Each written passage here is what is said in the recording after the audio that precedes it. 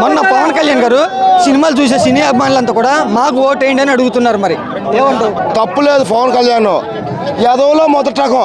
ఒక లోకేష్ వీళ్ళిద్దరు ఒక దమ్ము ఉంటే వాళ్ళిద్దరిని లోకేష్ కానీ చంద్రబాబు కానీ 2 సార్లు పోటీ చేయకుండా ఒకసారి పోటీ చేయమనండి, చేయలేరు. కుప్పంలో చేయమని చేయడు, 2 సార్లు పోటీ చేస్తాడు. నేను చెప్తున్నాను కదా, 2 సార్లు పోటీ చేస్తాడు చంద్రబాబు, 2 సార్లు పోటీ చేస్తాడు, లోకేష్ 2 సార్లు పోటీ చేస్తాడు. లోకేష్ ఇప్పుడు గెలిచిన చరిత్ర ఉందండి, ఆయనకు మంత్రి పదవి ఎందుకండి? ఇప్పుడు చంద్రబాబు నాయుడు ఈసారి ఎలక్షన్లో పోటీ చేస్తే ఆయన రాజకీయ భూస్థాపితం చేసినట్టే, తెలుగుదేశం పార్టీ భూస్థాపితం అయిపోయినట్టే. 100కు 100% అది కరెక్టు, అందుట్లో అనుమానం లేదు. ఎవరికి న్యాయం చేశారండి? రైతులకు న్యాయం చేశారా? పేద బడుగు ఎవరికి న్యాయం చేశారు చెప్పండి? చంద్రబాబు నాయుడు గారు మా ఇంట్లో ఉన్నాయి 1,30,000 వేస్తాడన్నాడు, 30,000 చేయలేకపోయాడు. ఇవాళ వచ్చి నేను 1,00,000 ఇస్తా 2,00,000 ఇస్తా అని చెప్పడం గొప్ప కాదండి. 30,000 చేసినా ఆపదలో వచ్చినప్పుడు 10,000 ఇచ్చిన సహాయం అది. ఇవాళ 10,000 రూపాయలు ఇంటికి వస్తున్నాయి, నేరుగా అకౌంట్లో పడుతున్నాయి ఎవరికైనా. వాళ్ళు ఎందుకు అనుకుంటారండి? వాళ్ళు వచ్చి నేను 1,500 ఇస్తానన్నాడు ఆడపిల్లకి, ఎక్కడ తీసుకొస్తాడండి? వాడి ఇంట్లో తీసుకొస్తాడా? అదే చంద్రబాబు గారు ఇస్తే న్యాయం, మామూలు వయసు జగన్ గారు ఇస్తే అన్యాయం. ఇప్పుడు ఈయన పెట్టిన పథకాలు ఎక్కడన్నా వాళ్ళ ఇంట్లో నుంచి రాష్ట్రాన్ని అమ్మేసి మామూలుగా ఆస్తులు అమ్మి కడతాడా? రాష్ట్రాన్ని అభివృద్ధి పథకంలో చేయడానికి కరోనా టైంలో ఎక్కడికి వెళ్ళాడని ఈయన? చంద్రబాబు గారు ఎక్కడికి వెళ్ళారు? లోకేష్ గారు ఎక్కడికి వెళ్ళారు? అచ్చెన్నాయుడు ఎక్కడికి వెళ్ళాడు? ఇవాళ వచ్చి జనసేన అన్నారు. జనసేనను మామూలుగా వాస్తవం మాట్లాడుకుందాం. జనసేన పార్టీకి పోయినసారి ఒక్కటే వచ్చింది, సింగిల్ డిజిట్. ఈసారి ఏదన్నా ఆయన నెక్కచ్చుగా నిలబడితే 10-15 సీట్లు సంపాదించడం. ఈసారి దాంట్లో కలిపితే జనసేనని మామూలుగా వాళ్ళు వేయలేరండి తెలుగుదేశంలో. జనసేన తీసుకెళ్ళి తెలుగుదేశంలో కలపకపోతే అంత మునుపు తెలుగుదేశంలో కలిసేవాడు కాదా జనసేనలో ఉండేవాడు? ఆయన ఇష్టం లేకేగా జనసేనలోకి వచ్చింది. ఇవాళ జనసేనని తీసుకెళ్ళి తెలుగుదేశంలో తీసుకెళ్ళి దాంట్లో కలిపితే పెచ్చోళ్ళు ఆ జనం. వీడు తీసుకెళ్ళి వాడు ఓటే పీయటం ఏంటండి? నా ఓటుని తీసుకెళ్ళి జనసేన ఓటు తీసుకెళ్ళి తెలుగుదేశంలో పెడతాడా? వాడికి ఇష్టం లేకేగా జనసేనలోకి వచ్చింది. నేను జనసేనని తీసుకెళ్ళి తెలుగుదేశం కాబట్టి అంటే నా ఓటుని ఆడు అమ్ముకుంటాడా ఎట్టా? మరి జగన్మోహన్ రెడ్డిని గద్దె దింపుతాడు అని చెప్పేసి పవన్ కళ్యాణ్ ఏమండి ఆయన ఎన్నో తీసుకుంటాడు. జగన్మోహన్ రెడ్డిని గద్దె దింపడానికి వీళ్ళు ఎవరండి? ప్రజలు దింపాలి. ప్రజలకి ఏమైనా అన్యాయం జరిగితే వాళ్ళు దింపాలి. ప్రజలు దింపుతారు. వీళ్ళు ఎవరండి? జనసేన దింపుతాడా, తెలుగుదేశం పార్టీ దింపుతాడు, బీజేపీ దింపుతాడు, కాంగ్రెస్ దింపుతాడు, షర్మిల దింపుతాడు. ఎవరో దింపలేరు, ప్రజలు దింపాలా. అది ప్రజల నిర్ణయం. రాష్ట్రానికి పెట్టిన క్యాన్సర్ గడ్డ అంటూ చంద్రబాబు నాయుడు గారు కొన్ని వ్యాఖ్యలు చేశారు. వ్యాఖ్యలు ఎలా చూడొచ్చుంటారు? క్యాన్సర్ గడ్డ ఆయన అంటున్నాడు కదా, ఆయన ఊహించుకోమను. క్యాన్సర్ గడ్డో లేకపోతే మా అన్నో మా తమ్ముడో మా మేనమామో లేకపోతే మా బిడ్డో మా అమ్మలకి బిడ్డో ఎవరో ఆయన ఊహించుకోమను.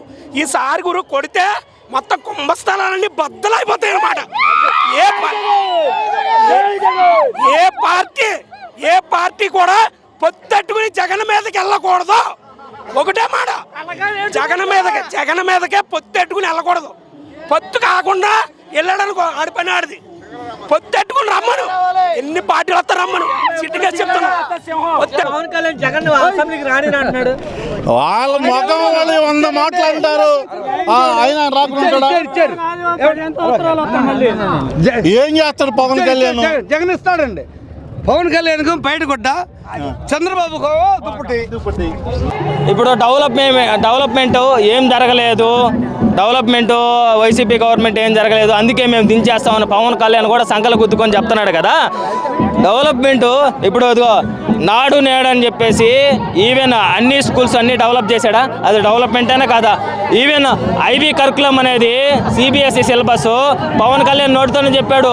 ప్రతి స్కూల్కి 12,000 15,000 దాకా 12 లక్షలు 15 లక్షల దాకా సంవత్సరానికి అవుతుందని చెప్పేసి పవన్ కళ్యాణ్ ఒప్పుకున్నాడు. అది నేను చేస్తానని చెప్పేసి ఐబీ వాళ్ళతో ఒప్పందం చేసుకున్నాడు జగన్. ఇంకొకటి కూడా తర్వాత ప్రతి 2,000 కుటుంబాలకి ఒక సచివాలయం తీసుకొచ్చి, అది డెవలప్మెంట్ కదా. ఈవెన్ మంది ఇంతకుముందు 13 జిల్లాలు ఉన్నాయి, ఇప్పుడు ఎన్ని జిల్లాలు? పార్లమెంట్కి ఒక జిల్లా చొప్పున 25 జిల్లాలు చేశాడు. ప్రతి దానికి ఒక కలెక్టర్ అనేది ఉన్నాడు. అంటే మన ప్రజల వద్దకే పాలన తీసుకొచ్చి డెవలప్మెంట్ చేశాడా లేదా అదొకటి. ఇంకొకటి, ఈరోజు 1% ఓటు చేరుకోలేని బీజేపీతో పొత్తు పెట్టుకున్నాడు కదా. ఎవరైతే చంద్రబాబుని తీసుకోబోయేసి సంకలో పెట్టుకొని పోయేసి పవన్ కళ్యాణ్ ఏదైతే చేశాడో ఆడికి తీసుకోబోయేసి ఒప్పందం చేసుకున్నాడు కదా. వాళ్ళు మేము 8 సీట్లే మొత్తం ఇస్తానని అంటే పవన్ కళ్యాణ్ దాంట్లో ఒక సీట్ తగ్గించి పార్లమెంట్ సీట్లలో 3 సీట్లు ఆల్రెడీ అనౌన్స్ చేసిన తర్వాత కూడా ఈరోజు 2 సీట్లే నీకు ఇస్తాము, ఆల్రెడీ వాళ్ళు బీజేపీ వాళ్ళు 6 సీట్లు అడుగుతున్నారు, మేము 5 సీట్లు ఇస్తామని అంటే నీ దాంట్లో తగ్గించి కూడా 1 సీటు కూడా ఆల్రెడీ బీజేపీ కేటాయించారు. 6 సీట్లు బీజేపీకి, 2 సీట్లు మాత్రమే ఇంతకుముందు 3 చెప్పినప్పుడు అట కాకుండా 2 సీట్లు మాత్రమే చెప్పారు కదా. అదంతా చూసుకోమని చెప్పండి ముందు పవన్ కళ్యాణ్ని. ఇంకోటి కూడా అసెంబ్లీలో నేను నిలబడతాను, నేను హోంమంత్రిగా సీటు అడుగుతాను, రాజ్యవల్పాలనలో మాకు షేర్ అడుగుతాము అది ఇది అని అన్నాడు కదా. ఈరోజు ఈవెన్ పవన్ కళ్యాణ్ అనే ఓడు అసెంబ్లీలో నేను అసలు ఉండను, నేను పార్లమెంట్కి వెళ్ళిపోతున్నాను, ఆయన ఆడ బీజేపీ వాళ్ళ దయదాక్షణాల వల్ల ఏదైనా గెలిస్తే బీజేపీ గెలిస్తే ఏదో ఒక మంత్రి పదవి ఇస్తారు, వాళ్ళ కాళ్ళ మీద పడుకుంటాను అని చెప్పే దాంట్లో జగన్మోహన్ రెడ్డి పేద ప్రజలకి మంచి చేస్తుంటే చంద్రబాబు నాయుడికి దడబడుతుంది. ఎందువల్ల ఈయన ప్రతి పేద ప్రజల్లో గుండెల్లో పాతుకుపోయాడు. ఇతనికి ఓట్లేస్తారు, నేను ఈ తడవ జైలుకి పోవాల్సి వస్తుంది అని బీజేపీతో పొత్తు పెట్టుకొని ఆయన ఏదో జిమ్మిక్కులు చేయాలని చూశాడు. ఒక మాలి నరేంద్ర మోడీని తిడతాడు, ఒక మాలి పవన్ కళ్యాణ్ని తిడతాడు, మళ్ళీ వాళ్ళతోనే పొత్తు పెట్టుకుంటాడు. ఇది నీతా? చంద్రబాబు నాయుడు పరిస్థితి అలా అనుకుంటే పవన్ కళ్యాణ్ గారు జగన్ ఓడించేదాకా నేను నిద్రపోను అన్నట్టుగా శపథాలు చేస్తున్నాడు ఆయన. పవన్ కళ్యాణ్ నిద్రపోనంటాడు. ఏం నిద్రపోడు, ఏం చేస్తాడు? 2 దిక్కుల కాంటాక్ట్ చేశాడు ఆయన, కన్సెస్ట్ చేసి ఏం గెలిచాడు? 2 సీట్లలో 1 కూడా గెలవలా. ఇవాళకి ఒక పార్టీకి అధ్యక్షుడు అయి ఉండి ఆయన సీట్ ఎక్కడో ఇంత మటుకు తెలియదు ఆయనకి. ఇప్పుడు అధ్యక్షుడికి ఏ నియోజకవర్గంలో పోటీ చేయాలనేది క్లారిటీ ఉంటుంది. ఇప్పుడు 24లో ఏ నియోజకవర్గంలో నిలబడతాననేది కూడా ఆయనకే తెలియదు. ఆయనేం అధ్యక్షుడు, ఆయనేం లీడరు, ఆయనేం ఓడిస్తాడు? ఆయనకి అంత దమ్మే ఉంటే కనీసం చంద్రబాబు నాయుడు కాదు ఒక 80 సీట్లు అన్న తీసుకునేవాడు కదా. ఆయనకి అంత దమ్ము లేదు. కనీసం బూత్ కమిటీలు కూడా లేరు ఆయనకి. నా దగ్గర వ్యూహం ఉంది, జగన్ ఓడిచ్చేస్తానని చెప్తున్నాడు ఆయన. సినిమాలు తీసుకోవడానికి పనికి వస్తుంది, అది సినిమాలు తీసుకోవడానికి పనికి వస్తుంది, అది సినిమాలు తీసుకోవడానికి పనికి వస్తుంది, రియల్గా పనికిరాదు. అది సినిమాల వరకే పనికి వస్తుంది. ఆయన సినిమాల్లో 100 మందిని కొడతాడు, అలా రియల్గా కొట్టలేడు కదా. ఇవాళ జగన్మోహన్ రెడ్డికి అంత దమ్ముంది కాబట్టి 175 సీట్లకు నేను పోటీ చేస్తానంటున్నాడు. వచ్చే సినిమాలను కూడా వదులుకుని జనాల కోసం, రాష్ట్రం కోసం వచ్చాడు. ప్యాకేజీ కోసం వచ్చాడు ఆయన, ప్యాకేజీ కోసం వచ్చాడు. జనాలకు మేలు చేద్దామని కాదు, ప్యాకేజీ కోసం వచ్చాడు ఆయన. ప్యాకేజీ తీసుకోవడమే కానీ ఆయనకుండా ఓట్లు ఏడొస్తాయి? నాకేం రూపాయి కూడా అవసరం లేదు అన్నాడు ఆయన. నాకేం అవసరం లేదు, డబ్బులతో పని లేదు నాకు అని చెప్తున్నాడు కదా ఆయన. డబ్బులతో అక్కర్లేకపోతే సింగిల్గా పోటీ చేసి గెలవచ్చు కదా. వాళ్ళ అన్నయ్య పోటీ చేశాడు, సింగిల్గానే పోటీ చేశాడు కదా. 18 సీట్లు వచ్చినాయి కదా ఆయనకి. ఈయన ఎందుకు చేయట్లేదు? ప్రజారాజ్యం పార్టీ పెట్టి చిరంజీవి 18 సీట్లు వచ్చినాయి. అప్పుడు కనీసం 1 సంవత్సరం కూడా ఉండలా. కాంగ్రెస్ కమ్ముడు పోయి ఆ రాజ్యసభ తీసుకొని మంత్రి అయ్యాడు ఆయన. అలాగా ఈయన కూడా సింగిల్గా పోటీ చేయొచ్చు కదా, అంత దమ్ముంటే ఈయనకి. రోజులు మారిపోయినాయి, అప్పట్లాగా కాదు 2024 అని చెప్తున్నాడు కదా ఆయన. అదే 2024 వస్తేనే వాళ్ళకి దడబడుతుంది. ఎందుకంటే ప్రతి పేద ప్రజలకి మంచి చేశాడు, అమ్మఒడి ఇచ్చాడు,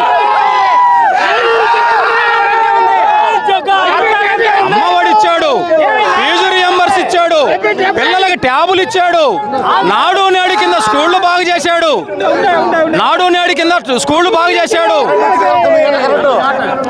ఇవాళ 200 యూనిట్లు పేద ప్రజలకి ఉచితంగా కరెంట్ ఇస్తున్నాడు. ఇప్పుడు ఎన్నికల ముందు చంద్రబాబు ఎక్కువ పథకాలు ఇస్తానని చెప్తున్నాడు.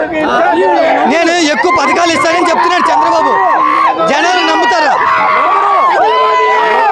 2014లో డ్వాక్రా వాళ్ళని బంగారం ఎవరిని ఇంటికి తెచ్చుకోవద్దన్నాడు. వాళ్ళందరూ ఏం చేశారు? ఎవరు అప్పులు కట్టకుండా వాళ్ళు బంగారం ఆడే పెట్టుకున్నాడు, గెలిచాడు. ఎవరికి రద్దు చేయలా.